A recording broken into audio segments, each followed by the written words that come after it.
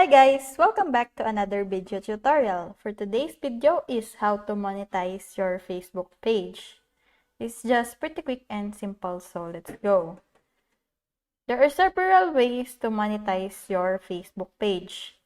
First is by Facebook ads. You can earn money by placing ads on Facebook page.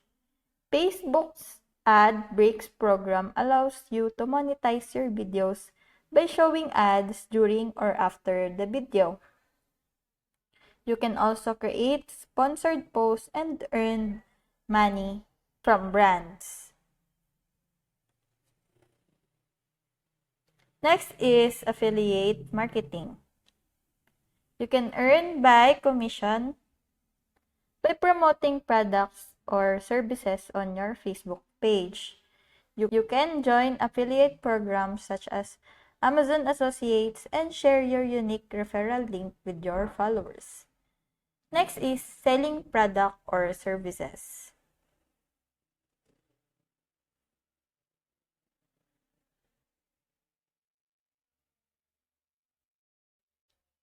You can use your Facebook page to sell products or services directly to your followers. You can create an online store using Facebook Shop or link to your e-commerce website. Next is paid subscriptions. If you have valuable content, you can offer it to your followers in exchange for subscription fee. You can also use Facebook subscription groups to create paid group for your followers. Last is crowdfunding. If you have a project or idea that needs funding, you can use Facebook to raise money through crowdfunding.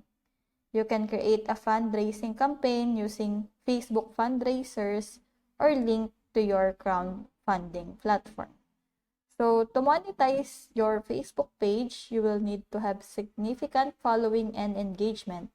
You will also need to comply with Facebook policies and guidelines for monetization.